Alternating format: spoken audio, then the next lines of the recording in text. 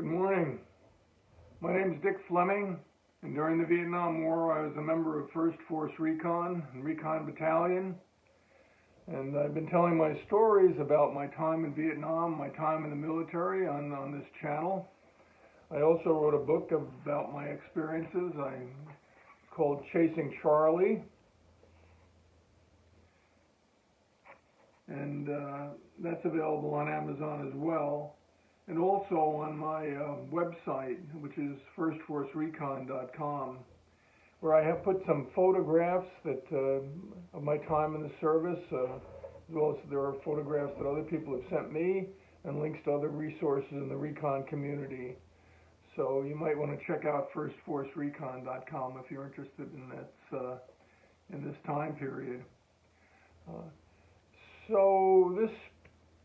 I had joined Battalion Recon. It was my third day in country, and I was laying on my bunk in the hooch there from the first platoon, and waiting for the rest of my future teammates to come back from a patrol that they were on. And I was all alone in the hooch at the time. Reveille had sounded. I had gone to the latrine, cleaned myself up, and was laying there because I really didn't have anything to do. There was no one else around that I could ask, what should I do? And I heard a chopper coming in on the LZ, and soon the door opened, and this group of men came in, and boy, they looked in bad shape. They were loaded with gear, and they were covered in mud. It had rained overnight. Their clothes the camouflage utilities were soaked, and they dragged themselves into the hooch, and each one made their way to a bunk. I had chosen the only empty bunk that I could see, that I thought was empty, and they went over to each one went over to their bunk, and they hung their rifles on nails that were over the bunk there, and as sighs of relief, they took off their pack, and it slumped to the ground with a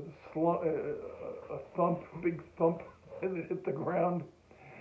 And then they started to take off their web gear, taking off the flares that they had, and the smoke grenade that they had, and they laid those on their bunks, and they carefully took, I think some of them still had grenades on their belts, and they took those off and laid them carefully on the bunk.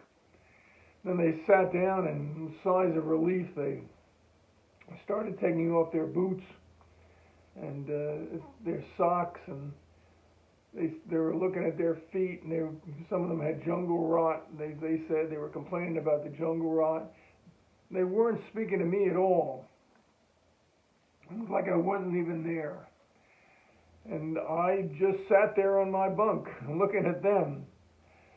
And the hooch filled up with a smell of the jungle.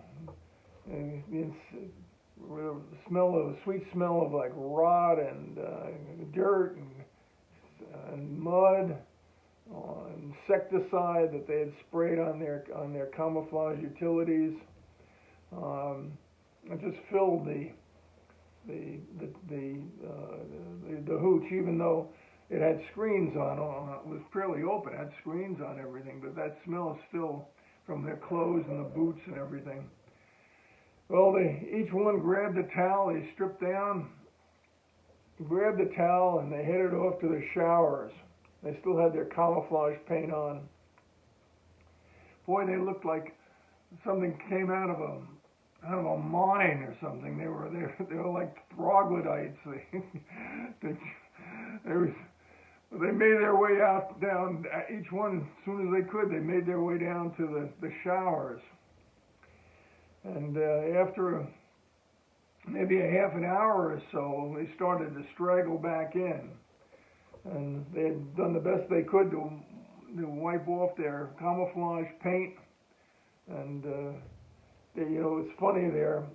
their arms and their faces were really brown, but the rest of their bodies were white, covered by their utility jackets and stuff. So it's sort of strange. And I realized that a lot of them were either Mexican American or from the Southwest. You know, you had that accent, and a lot of them had crosses on their hanging from their necks, little silver crosses, and they all, of course, had dog tags around their necks with parachute cord. Wrapped around with parachute cord. So they came down and they came back into their area, and one of them turned on a stereo system that they had, a really expensive stereo system, and they started playing some music and talking about one another. Somebody brought in a case of beer that they had under their bunk. They started passing that around. The guy next to me passed me one too. It was warm, but it tasted good. And the guy next to me turned around and said, you know, who the hell are you? Actually, what he said was he asked the man next to me, whose name was Chief, they called him. He was Navajo. Found out later he was Navajo. He said, "Hey, Chief, you know, who's the Gringo?" And Chief, you know, looked at me, and I said, my name's Dick."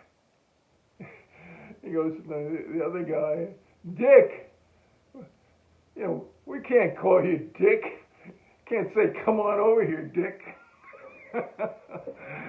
He says, we're going to call you Rick. And that's how I got my name, Rick. That's what I was called, Rick. Never been called Rick before in all my life, Richard or Dick, but never Rick. But that was my name that I got. Guy goes, "We got the reputation of our platoon to protect. We can't be calling one of our members Dick." A dick. Oh, anyway. So they slipped on some of these rubber sandals, you know, like a flip-flop, you know, and they were all looking at their feet. I guess they had struggled out in the bush there with the mud and everything, getting their feet wet, and some of them had jungle rot. And a few minutes later, the door opened again, and in comes another Marine, and he didn't have his pack on. He must have dropped his equipment off, but he still had his camouflage paint on, and he came in, and everybody sort of quieted down immediately. And he looked at me, and I said, you know, I'm a replacement. I'm the new guy. My name's, and I said, Fleming. And I said, you know, I took this bunk, you know, is that okay? And he goes, it doesn't matter. He was about 19 years old, I guess. You know, he was thin and, you know, kind of a rawhide look to him. And he, you know, looked at me and he goes, I'm going to be your sergeant. I'm your sergeant. And he glanced around the hooch, and then he left. And Chief goes to me, "That's Sergeant Blaze. And he's gonna, you know, he's good in the bush." And the other guy, his name I learned later was Fernandez, said, "Yeah, he's good in the bush, but he's crazy as a loon." He said, "What do you mean he's crazy as a loon?" He said, "Well, he's supposed to take R&R, you know, and you get R&R after about 6 months in the bush, get sent out to Hong Kong, or you can take your choice of even going to Australia. A lot of people went to Bangkok, Tokyo. Um, if you wanted, you could even go to Hawaii for 2 weeks. You want to meet your girl, and go to Hawaii. Um, Most of the men went to Hong Kong or Bangkok, where supposedly the girls were willing. um, but in any case, Sergeant Blaze apparently took his gear and went up on the mountain behind Camp Reasoner and sat there he camped out there for a week. And Fernando goes, if that's not crazy, nothing is. Well, I took it all with a grain of salt. I didn't know what was going on. So Fernando goes, are you gonna be Tom's replacement? I go, well, I guess so. He goes, well, that's his bunk, or was his bunk, And I said, oh. I said, well, what happened to Tom? And they said, oh, he went back to the States. And from on the other side of the rooms goes, yeah, he went back to the States. He went back in a body bag. And Chief goes to him, Garcia, you were such a jackass. And Garcia didn't care. He just brushed it off. There's one in every team, I guess, like that.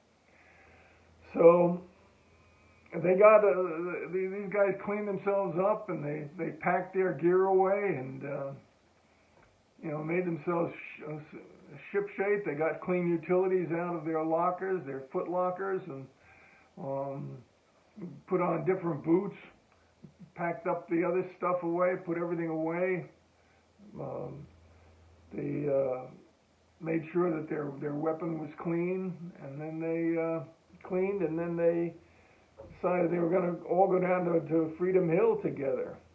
And I, of course, didn't know what Freedom Hill was, but that's where I learned we could get some good food and get a haircut. That's where we got paid.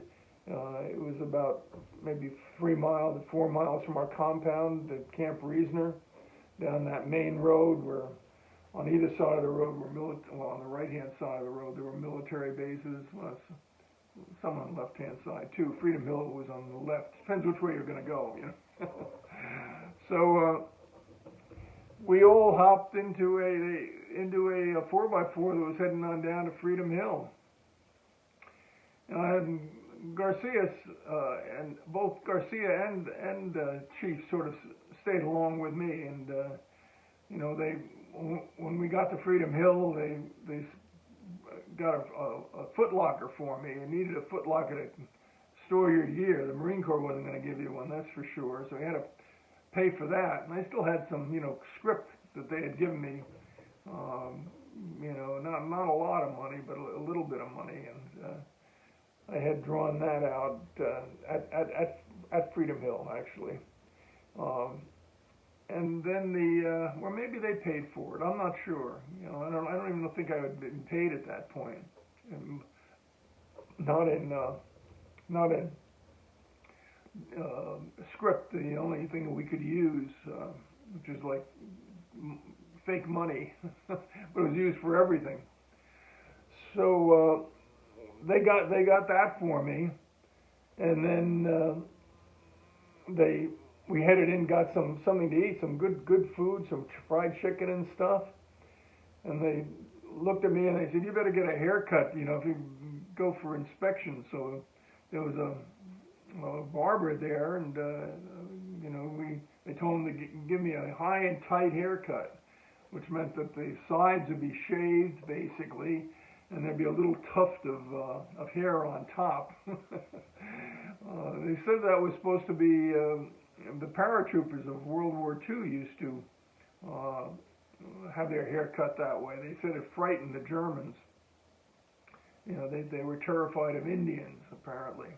Well, I don't know whether that was true or not, but that was the high and tight Recon haircut that everybody had.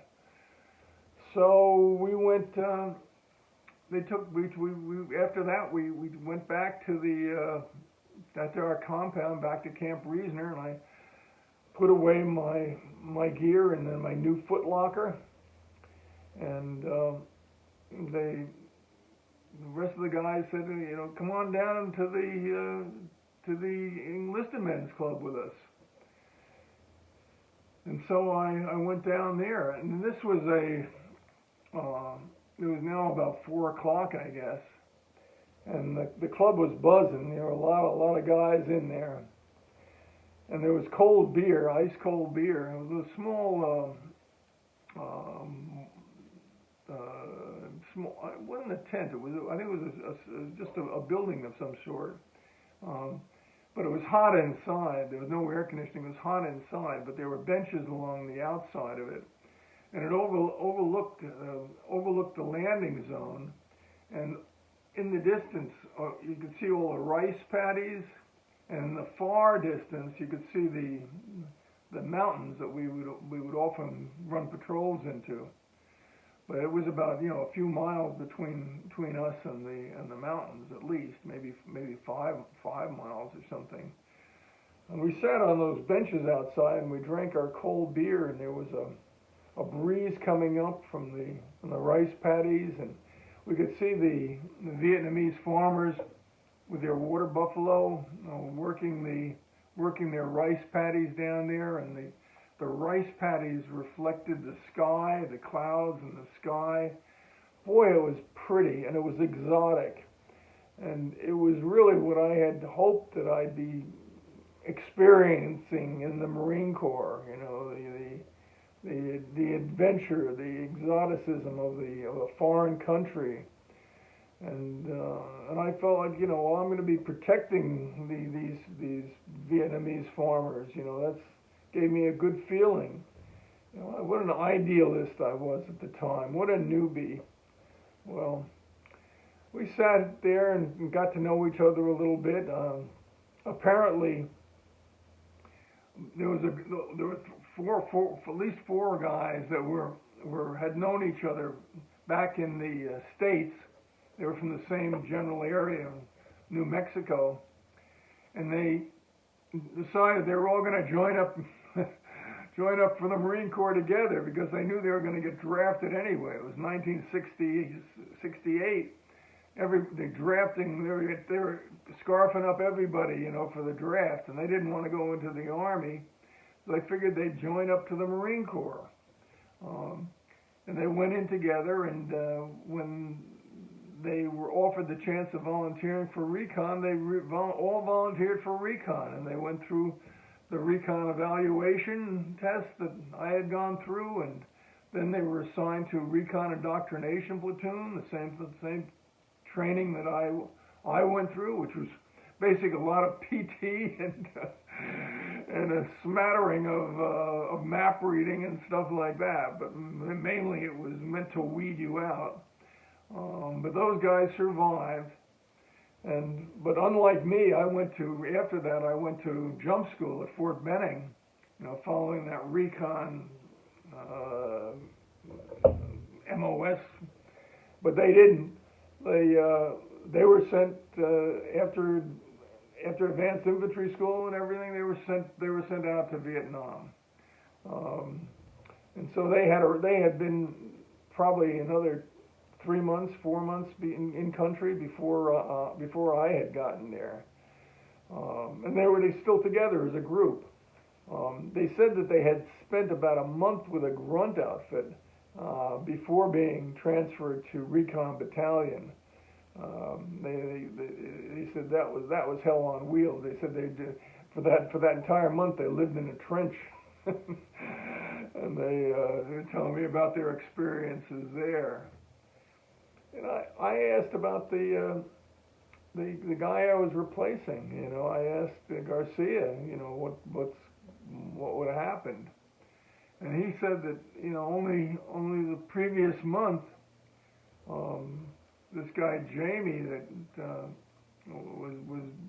that I replaced was on patrol with him, and he set out a booby trap along a trail, that for that night,